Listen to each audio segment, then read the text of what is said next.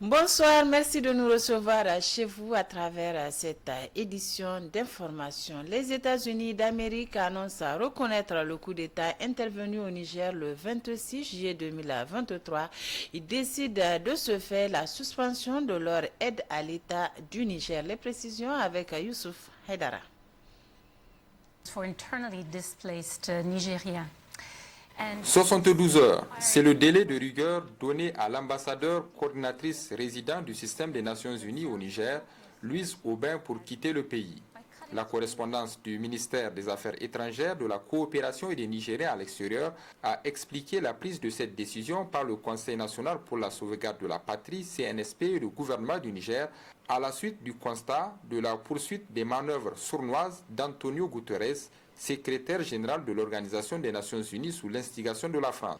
Des actions de sabotage visant à isoler le Niger sur la scène internationale qui ont déjà été dénoncées par le CNSP à l'occasion de la 78e session de l'Assemblée générale de l'ONU, mais qui, malheureusement, se sont poursuivies selon le communiqué, et cela à l'occasion d'autres assises d'institutions onusiennes, comme la conférence générale de l'Agence internationale à l'énergie atomique AIEA, tenue du 25 au 29 septembre 2023 à Vienne, en Autriche, ou encore au 4e congrès extraordinaire de l'Union postale universelle UPU, organisé du 1er au 5 octobre 2023 à Riyad. Ce sont des actions qui visent à nuire au Niger et à son peuple, poursuit la correspondance, d'où la décision prise d'expulser la coordinatrice résidente du système des Nations Unies au Niger, Madame Louise Aubin. En réaction à cette expulsion, le secrétaire général des Nations Unies, par la voix de son porte-parole, M. Stéphane Dujarric, a dit regretter profondément que ce 10 octobre, le Conseil national pour la sauvegarde de la patrie du Niger ait ordonné le départ de la coordinatrice résidente, coordinatrice humanitaire des Nations Unies au Niger, Mme Louise Aubin, dans un délai de 72 heures. La décision d'ordonner le départ de la coordinatrice résidente entrave la capacité de l'organisation à remplir de manière efficace ses mandats et perturbe le travail essentiel que l'ONU accomplit pour la population du Niger. Le secrétaire général a pleinement confiance dans le système des Nations Unies au Niger. Il souligne que l'ordre de quitter le pays est contraire au cadre juridique applicable aux Nations Unies, notamment en ce qui concerne les obligations découlant de la Charte des Nations Unies et des privilèges et immunités accordés à l'organisation. Toutefois, le secrétaire général réitère l'engagement indéfectible des Nations Unies à rester et à agir au service du peuple nigérien à travers la poursuite des opérations humanitaires et de développement. C'est le deuxième diplomate expulsé par le Niger depuis les événements du 26 juillet 2023. Avant Louise Aubin, c'est le diplomate français Sylvain Ité qui a été prié de plier bagages et de quitter le Niger. Dans sa quête de réaffirmation de sa souveraineté restaurée, le Niger est prêt à prendre les mesures nécessaires afin que son droit à l'autodétermination ne souffre d'aucune ambiguïté. Il n'y a aucun complexe aujourd'hui. Il s'agissait là de l'ambassadrice et coordinatrice résidente des Nations Unies au Niger qui a reçu une sommation de 72 heures pour quitter le Niger. L'annonce a donc été faite à travers un communiqué du ministère des Affaires étrangères du Niger. Comme je le disais tantôt, les États-Unis d'Amérique annoncent reconnaître le coup d'État intervenu au Niger le 26 juillet 2023. Ils décident de ce fait la suspension de leur aide à l'État du Niger. Retrouvons Youssouf Haidara pour d'autres précisions. La page Bazoum Mohamed est désormais tournée chez les Américains. En effet, les États-Unis ont conclu après plus de 2 mois qu'un coup d'État militaire a eu lieu au Niger. Ce positionnement officiel du département d'État américain implique de facto la suspension de la majeure partie de l'aide financière et au développement accordée au Niger. Conformément à la section 7008 de la loi annuelle sur les crédits du département d'État des États-Unis, certains programmes d'aide extérieure au gouvernement du Niger d'un montant de 200 millions de dollars ont été suspendus. Nous prenons également note de la suspension par le Millennium Challenge Corporation de toute assistance au Niger, y compris de tous les travaux préparatoires relatifs à l'accord de transport régional d'un montant de 302 millions de dollars. et de toutes les nouvelles activités relatives à l'accord de 2018. Toutefois, les États-Unis ont décidé de maintenir les aides humanitaires, alimentaires et sanitaires pour le bien du peuple nigérien ainsi que la collaboration avec le gouvernement de la transition. Le Conseil national pour la sauvegarde de la patrie CNSP est nommément cité dans le communiqué. Les États-Unis attendent des nouvelles autorités nigériennes la création de conditions pour un retour rapide à l'ordre constitutionnel normal. Nous sommes solidaires du peuple nigérien dans ses aspirations à la démocratie, à la prospérité et à la stabilité. Toute reprise de l'aide des États-Unis est subordonnée à la prise par le Conseil national pour la sauvegarde de la patrie de mesures propres à instaurer une gouvernance démocratique dans les meilleurs délais et de manière crédible. La base militaire américaine établie à Agadez continuera d'opérer dans la surveillance de la menace terroriste. Les 1000 soldats américains ainsi que les drones ne vont pas quitter le Niger. Un mot sur les assises devant réfléchir sur le contenu et la forme que doit revêtir la transition en cours dans notre pays. À Niamey, si les dites assises sont suspendues, elles se poursuivent normalement dans beaucoup de régions. À quel niveau sont donc les travaux? Élément de réponse avec Sidikou Haruna. Mais un peu partout dans notre pays, il y a de cela presque un mois, les travaux de réflexion des acteurs de la société civile sur la forme que doit prendre la transition en cours dans notre pays se poursuivent activement. À Zender, par exemple, les assises se déroulent normalement. Les acteurs engagés dans les dites réflexions sont à pied d'œuvre pour sortir un mémorandum à la hauteur des attentes des populations.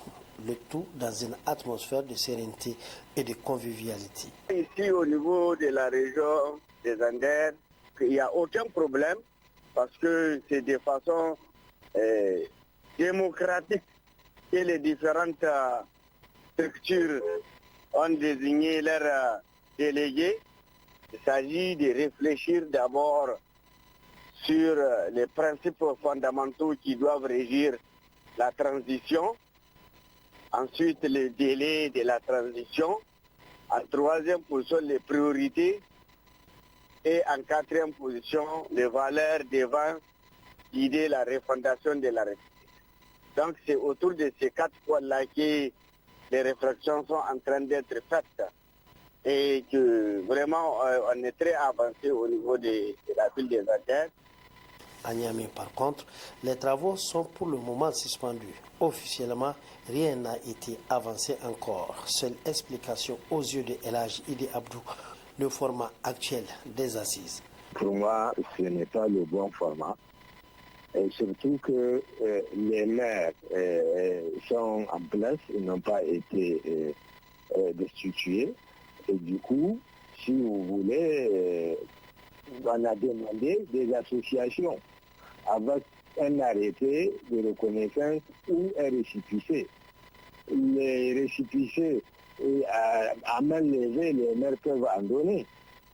Et les autorisations, on sait, c'est le ministère de l'Intérieur et on connaît la politisation à outrance qui a caractérisé le ministère de l'Intérieur et on sait qu'on donne ça en fonction de la tête des gens.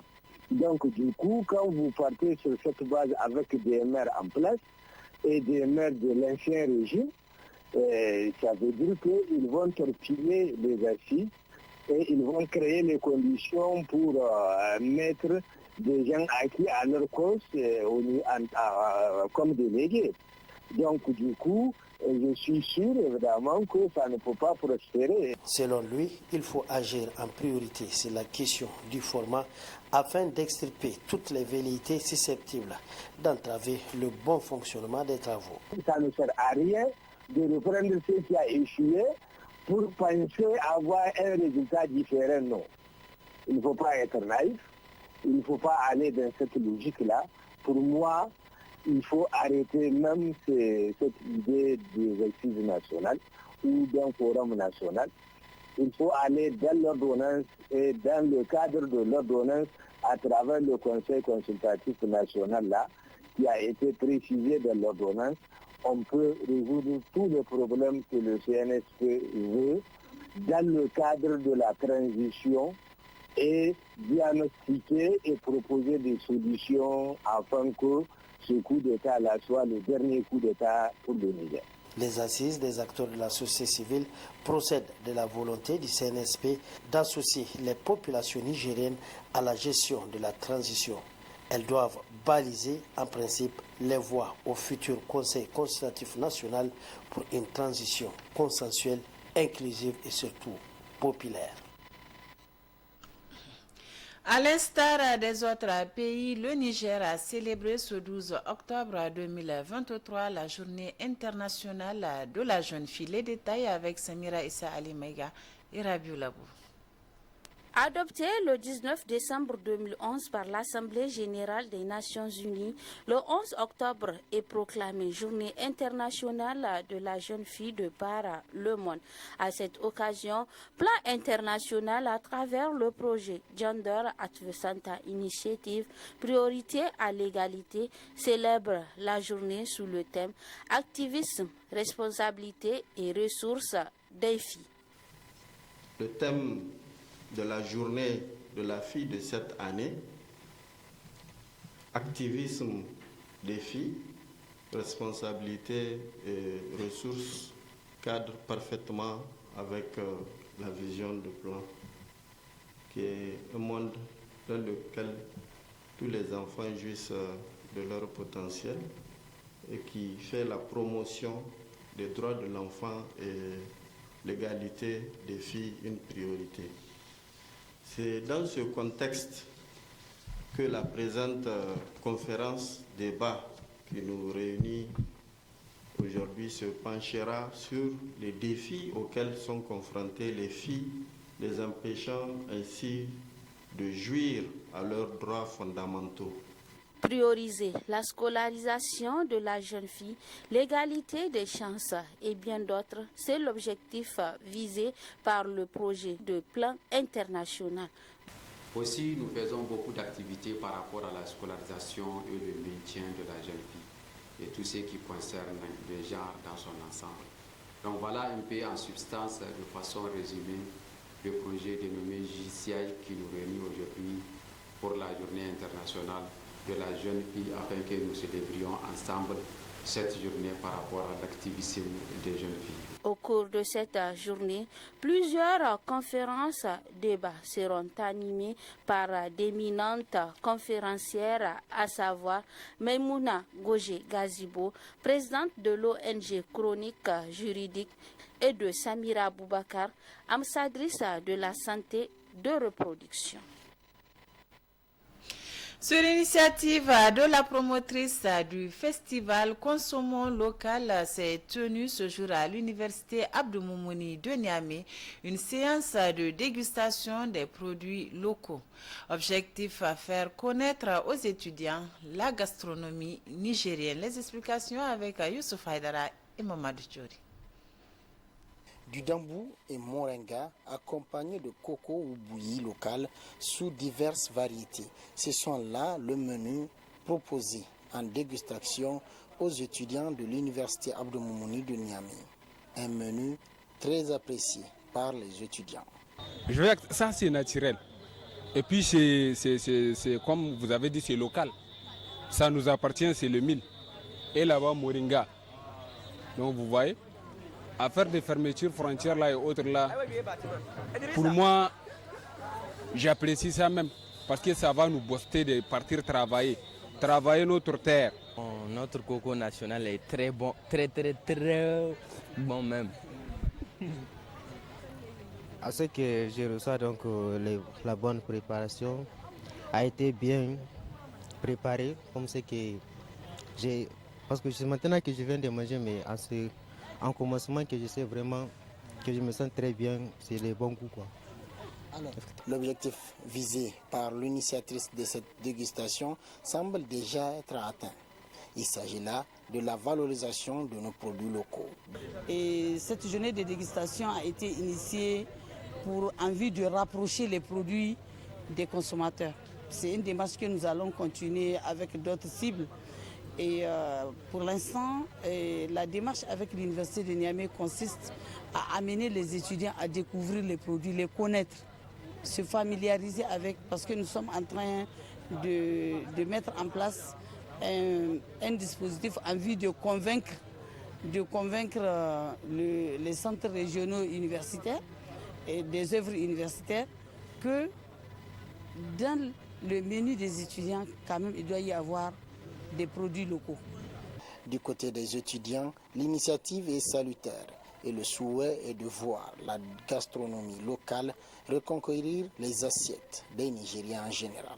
C'est le vrai sens de l'amour que l'on peut apporter à notre patrie et accompagner les citoyens avec des initiatives locales. C'est pourquoi nous avons accueilli à bras ouverts ces initiatives, ces entrepreneurs locaux, pour que nous puissions en tant qu'étudiants lancer le message, que ce soit un message de façon nationale qui puisse passer et que tout le monde puisse accompagner désormais les productions locales, qu'il y ait en tout cas des populations qui acceptent de consommer le local. Quelle que soit la manière par laquelle on va crier, apprécier, parler du patriotisme, lorsque dans nos comportements, dans nos actions, dans nos assiettes, il n'y a pas véritablement du patriotisme, je pense que ça risquerait d'être lettre morte.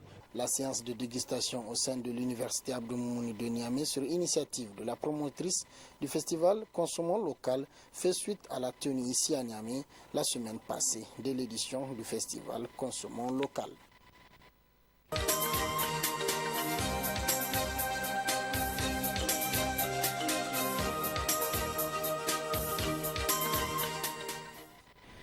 Comme chaque jeudi, je suis en compagnie de Moustapha Zongoma pour la revue de la presse de Bonferré. Moustapha, bonsoir. Bonsoir Aminata Yayamaïga.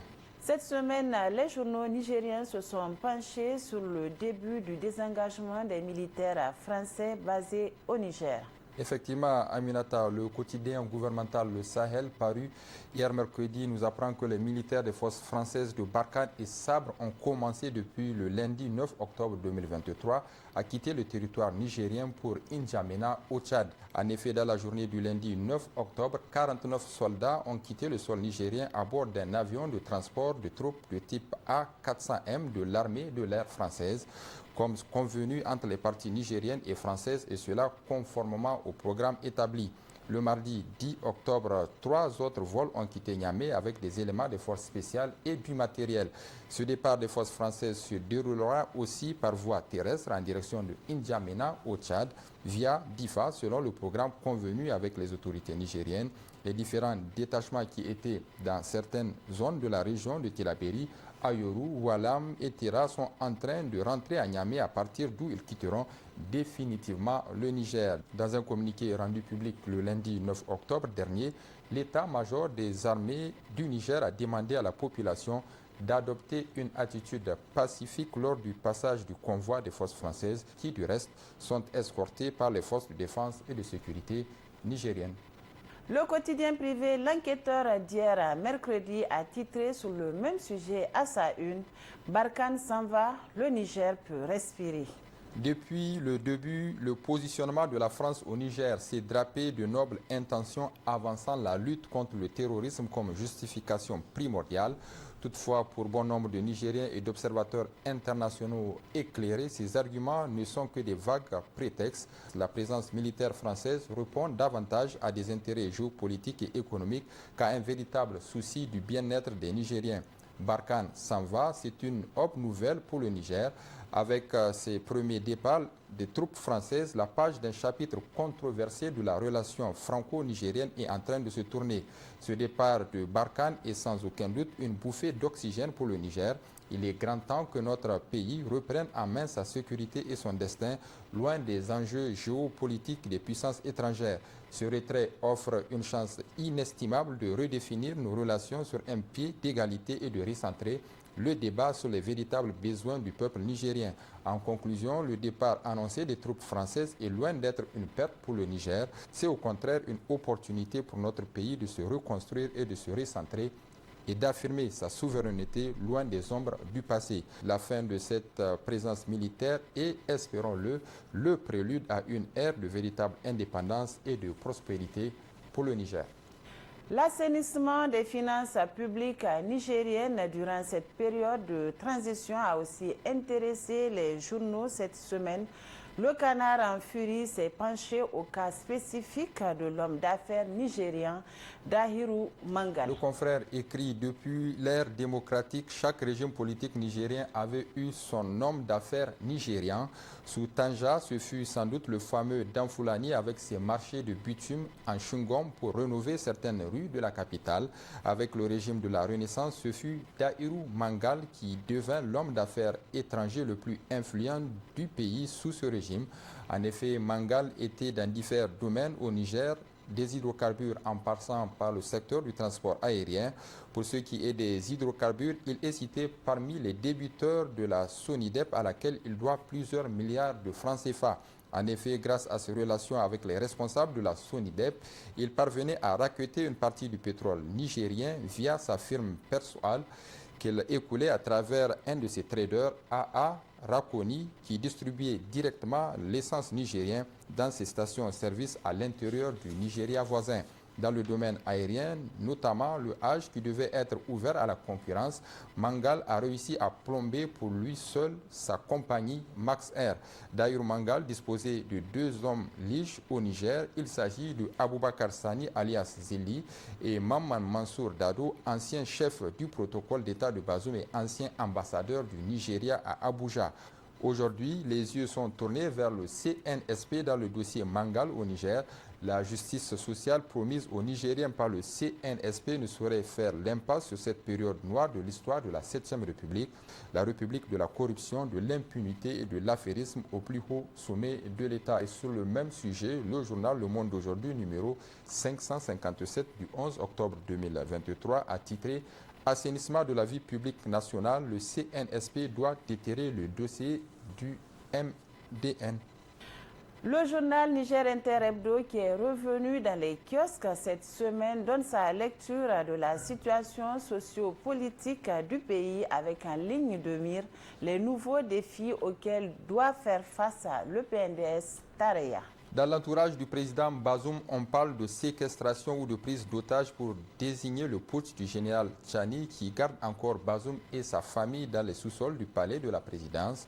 Cette même expression de séquestration et de prise d'otage peut être utilisée dans la situation du PNDS Tareya à qui l'entourage de Bazoum veut imposer une ligne ou une position qui n'est pas forcément celle du parti. Si la défense d'un président de la République n'est plus du ressort du PNDS Tareya, mais plutôt le devoir de l'ensemble des Nigériens, et si l'ensemble des Nigériens et dans une large majorité les électeurs du PNDS Tareya ont choisi de transférer leur légitimité populaire aux autorités du CNDP, le PNDS Tareya n'a plus une autre lutte plus urgente que celle de sa libération et de la relance de son organisation comme machine de reconquête du pouvoir d'État. Autour de la présidence renversée, certains responsables usent de toutes les pressions et chantages pour amener le PNDS Tareya à endosser la feuille de route de la CEDEAO qui n'a que pour seule option véritable pour la restauration de Bazoum dans ses fonctions, une intervention militaire au Niger. Le coup d'État du général Tchani n'est plus un putsch contre le régime de Bazoum, c'est un putsch contre un ordre ancien, un putsch contre un système mariné dans l'esprit du néocolonialisme qui établit une implication profonde de la France dans les affaires internes du Niger. Le putsch du général Tchani est aussi contre le pouvoir de la France que les Nigériens sont en train de démanteler. C'est une indépendance réelle qui est en jeu. Qui parle de Bazoum aujourd'hui, s'interroge le journal, il n'y a que les caciques du cabinet Bazoum qui parlent encore de coup d'État, ou plus précisément de séquestration comme ils le disent. Mais les Nigériens, dans leur ensemble, parlent depuis longtemps de révolution. Il y a aujourd'hui un travail intense, très important qui est en train d'être fait par les Nigériens, celui de la libération du pays. Et le PNDS Tareya ne peut pas être en dehors de cette grande lutte. C'est un combat de génération. Le gazoduc transsaharien, la raison de la rogne de Macron et Tinubu, c'est l'interrogation qui barre la une du journal L'Actualité de cette semaine. Si Macron et Tinubu en veulent au Niger, c'est parce que l'une des sources d'approvisionnement de France en gaz a été sérieusement compromise par les événements du 26 juillet 2023, explique dans ses colonnes le journal L'Actualité. Dans la recherche d'autres sources d'approvisionnement en gaz à la suite du déclenchement de la guerre en Ukraine, la France a engagé un projet de gazoduc transsaharien. Ce gazoduc devait partir du Nigeria pour traverser le Niger du sud au nord pour rejoindre l'Algérie, ce qui permettra à ces trois pays, tous producteurs de gaz, d'approvisionner des pays européens, dont la France.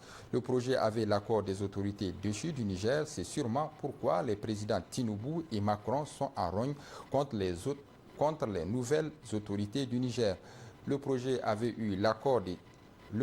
avait l'accord des autorités dessus du Niger. C'est sûrement pourquoi les présidents Tinubu et Macron sont en rogne contre les nouvelles autorités du Niger. Au lieu d'attendre de voir clair dans les événements du 26 juillet 2023, les deux présidents, sous le coup de la colère, ont pris des décisions insensées. Le président nigérien coupe l'électricité aux Nigériens qui ne sont pas responsables des errements du régime du PNDS qui ont conduit au coup d'État.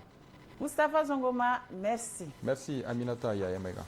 Monsieur Dam, merci également à vous de nous avoir suivis. Ici se referme cette édition d'information. Excellente soirée en compagnie de nos programmes. Bonsoir.